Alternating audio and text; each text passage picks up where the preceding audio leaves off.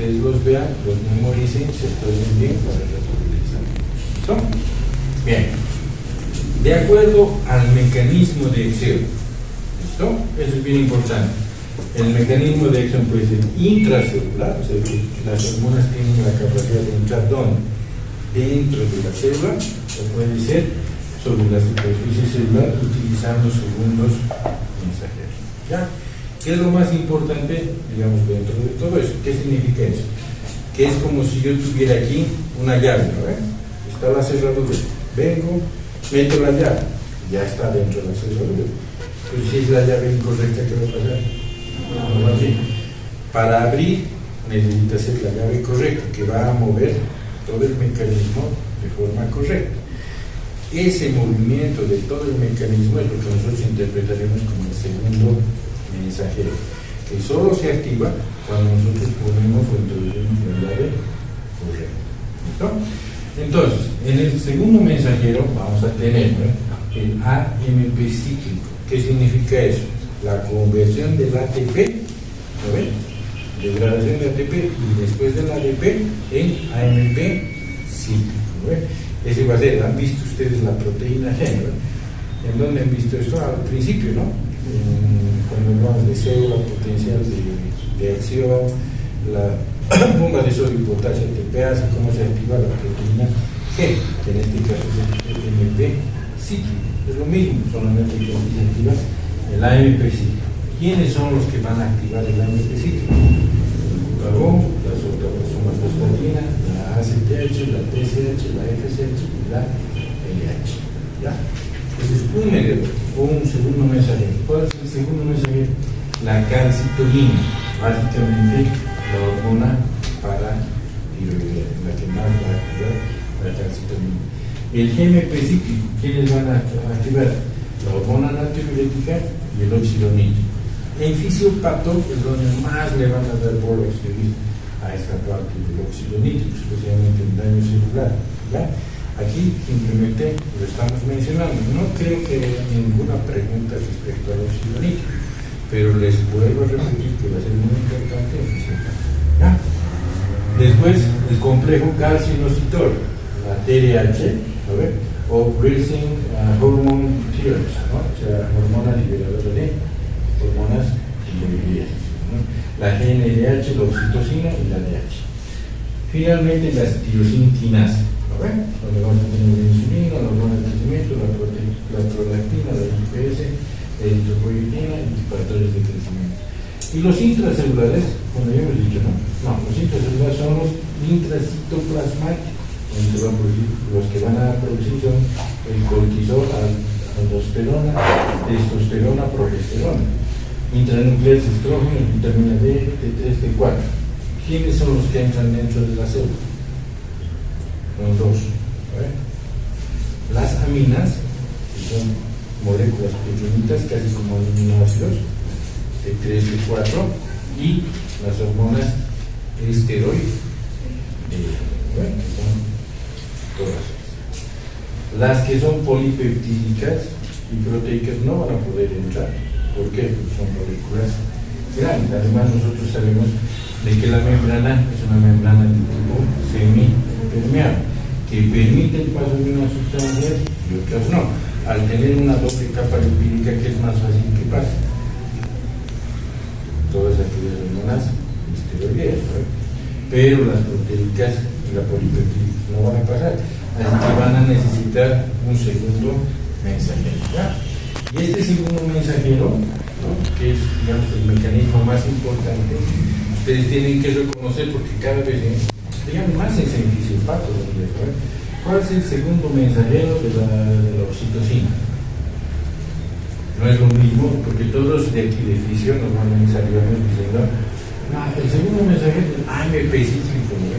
Y llegamos a fisiopato y arcoíris nos decían, no saben nada, ¿no?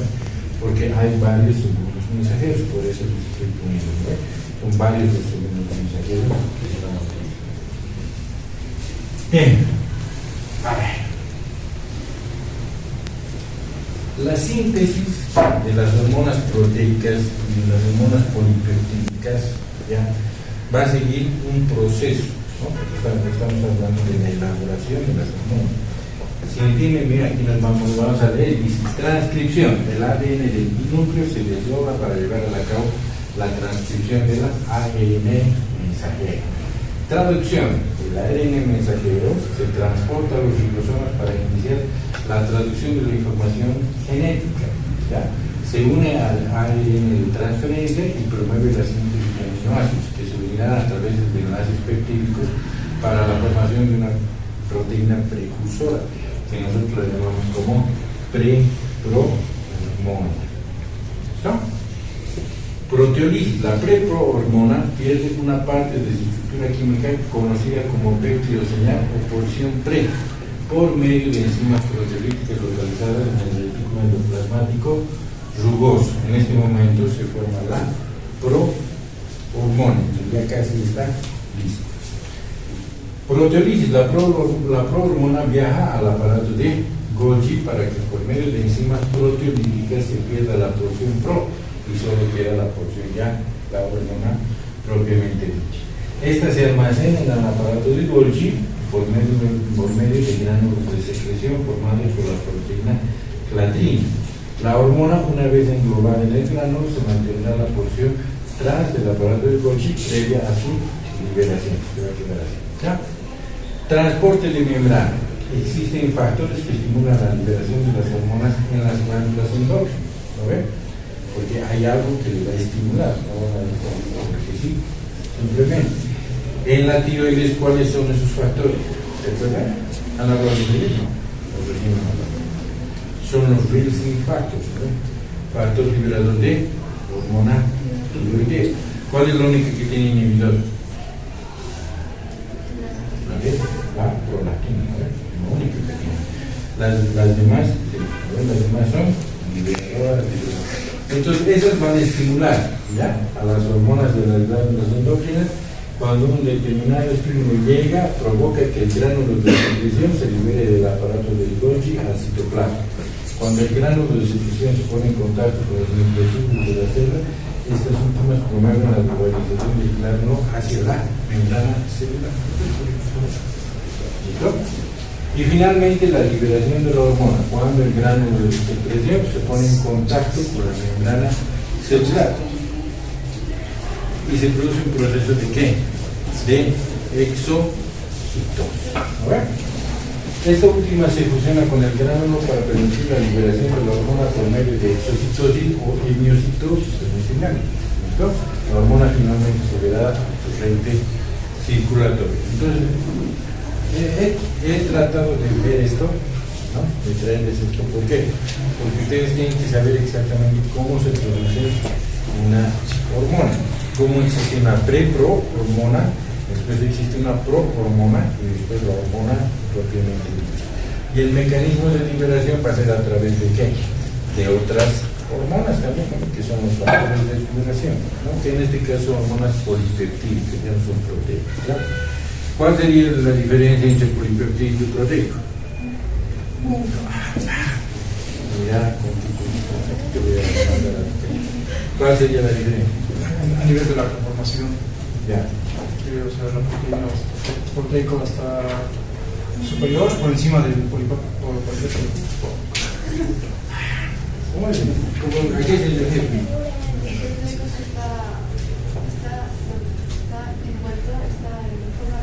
Le voy a avisar al doctor Cueva, porque eso lleva a ustedes en bioquímica. Que el proteico significa que tiene muchos enlaces peptídicos. Polipeptídicos son menos. Ah, bueno, bien. Es ya de evidencia, en bioquímica llevan, ¿no?, proteínas. ¿Cuántos aminoácidos tienen que ser? Así va de 100 aminoácidos tienen que ser. Más de 100, proteína. Menos de 100, polipéptido. ¿Y el péptido cuánto es? Menos de 10. ¿Ya? ¿Por qué? Les vuelvo a repetir, ¿no? ¿Ver? Si yo los mando a la China, ¿qué tienen que hablar? Español, hermano. ¿Qué tienen que hablar? Chino. Pero depende de dónde estén, tienen que hablar chino mandarín o hay diferentes dialectos, ¿verdad? Pero lo mínimo que tienen que hacer es ¿qué? Saber más importante que el chino. Pero ¿qué pasaría si estudian mucho chino? Son más caros. se diferencian de otros, son capaces de hacer más negocios, hacer más cosas. Lo mismo en la medicina.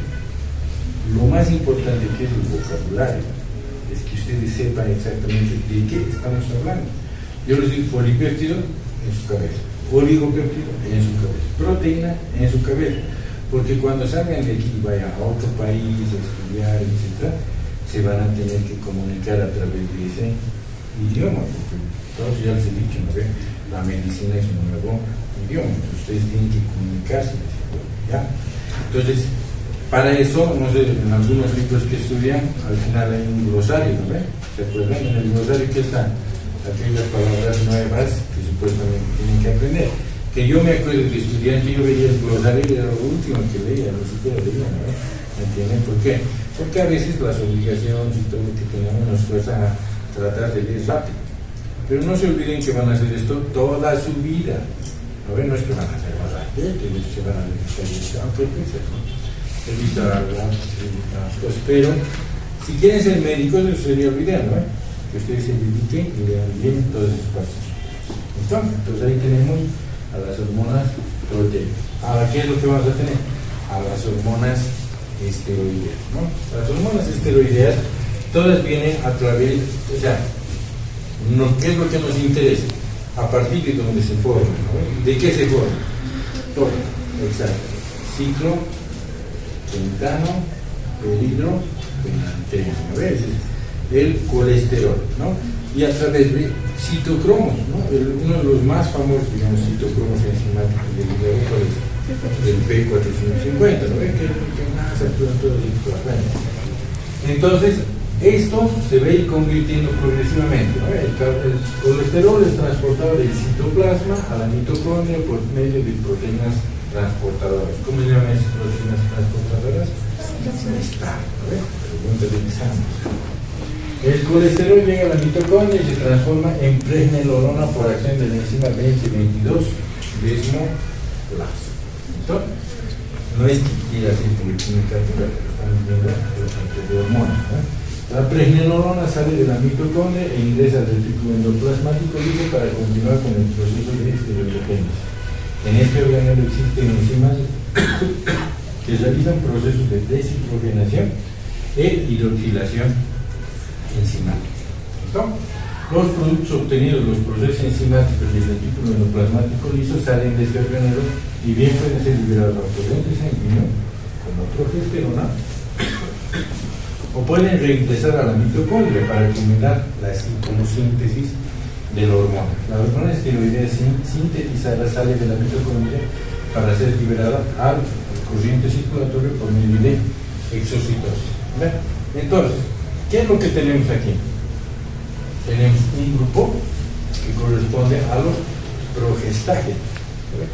¿De dónde va a salir? La progesterona. Tenemos otro grupo de andrógenos, de donde van a tener especialmente ¿qué cosa? La testosterona. Tenemos otro grupo que van a ser los mineralocorticoides. El más importante, ¿cuál va a ser? La aldosterona.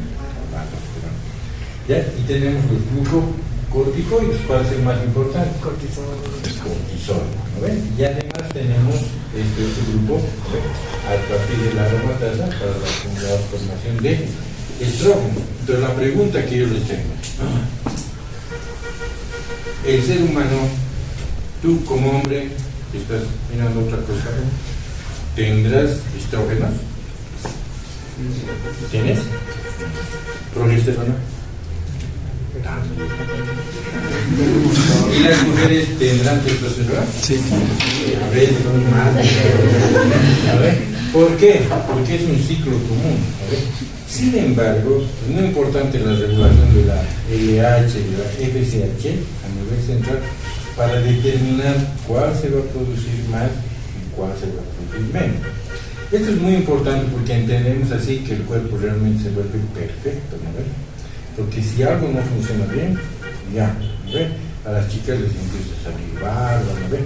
A los chicos les empieza a crecer las caderas, o sea, es todo un porqué. Porque estas hormonas, ¿qué es lo que van a hacer? Van a determinar los caracteres sexuales secundarios, ¿no? Ayuda a promover, eso van a ver más bonito cuando parte de reproducción, ¿ya? Pero lo que tenemos que acordar nosotros es que este es el ciclo, de a partir de dónde está viniendo y cuáles son las enzimas que van a intervenir.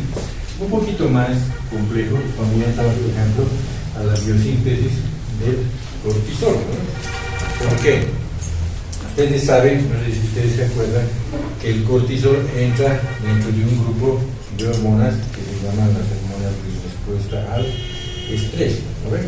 Y corresponde a un eje, que sería hipotálamo, hipófisis, adrenales. ¿Listo? ¿Y por quién está controlado? Ya lo van a ver mejor en otro lado, pero está controlado por parte del sistema límbico, ¿ya? Se dice que cuando ustedes tienen mejor su cortisol, ¿a qué hora es? A las 5 de la mañana, más o menos, ¿no?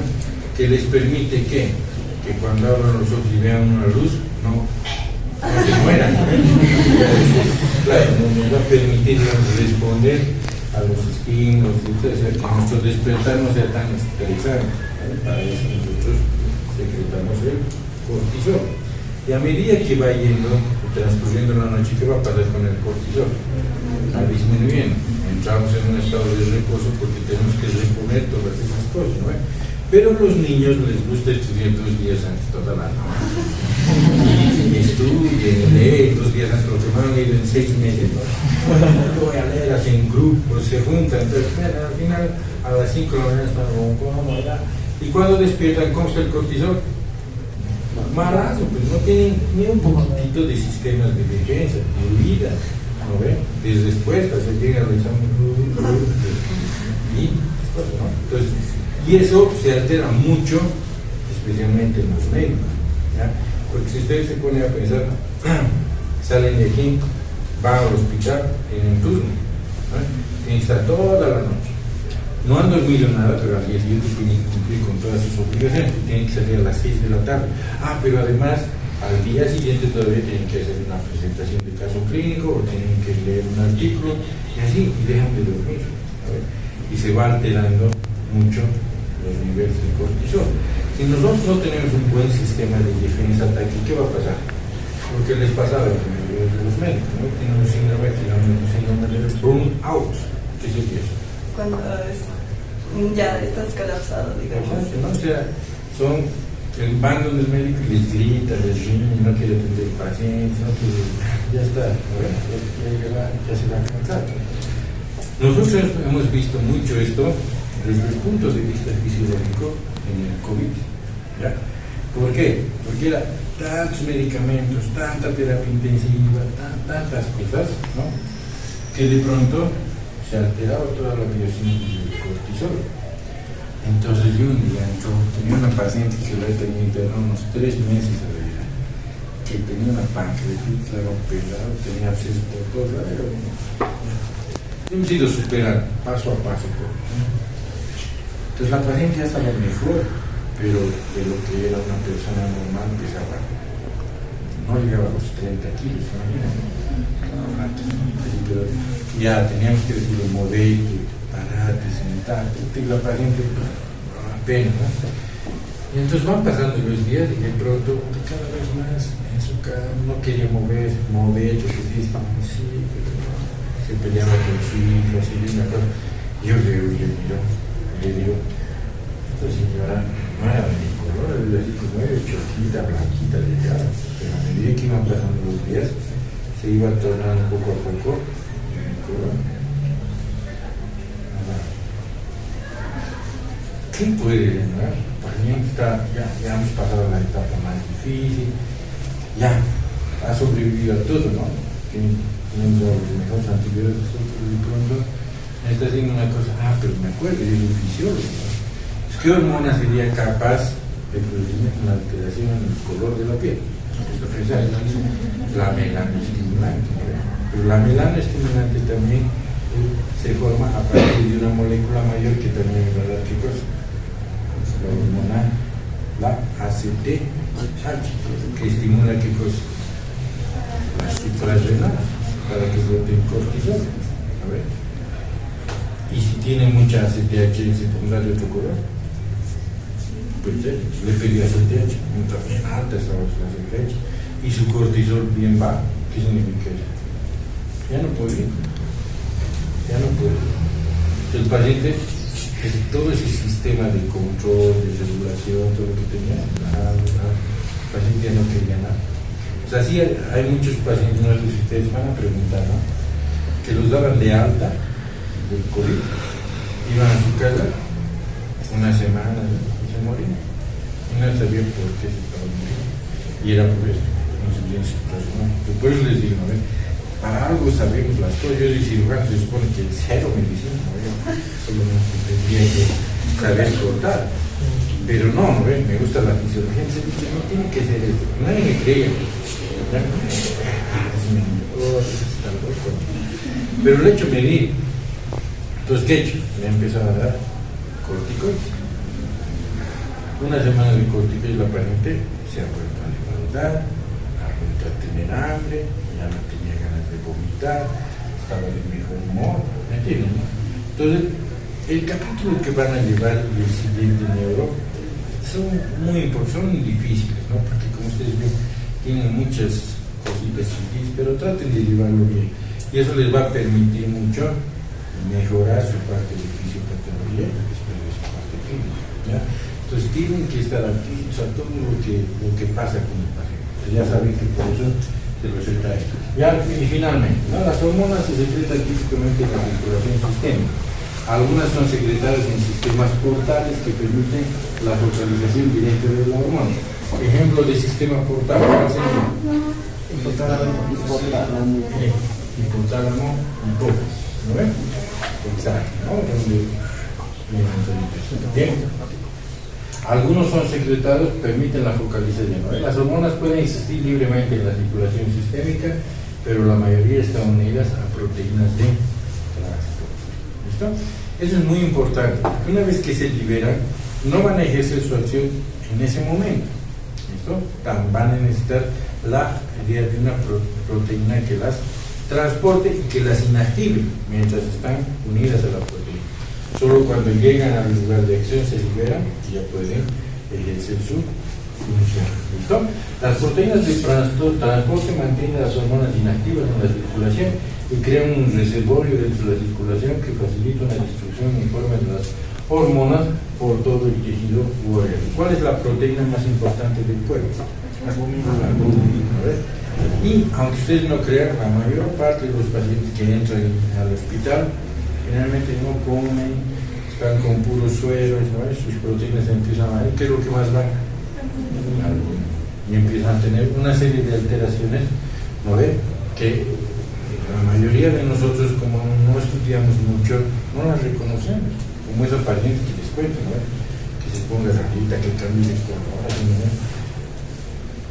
Para cualquiera, pues, magia parece, no le ha hecho cambiar otro color, porque le hubieran llamado, no ha vuelto todo normal, pero es cuando entendemos la fisiología que podemos entender la fisiopatología.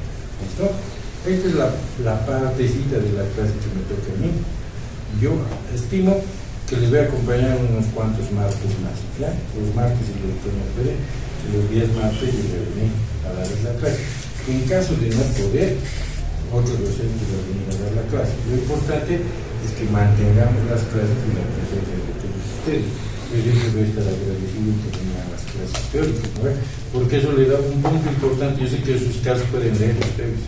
Yo sé que un libro lo bajan y lo revisan, ¿no? Pero con eso estamos compartiendo un anhelo, ¿no? Querer hacer, querer aprender y todo. Y siempre voy a con ustedes, ¿ya? Nos vemos mañana.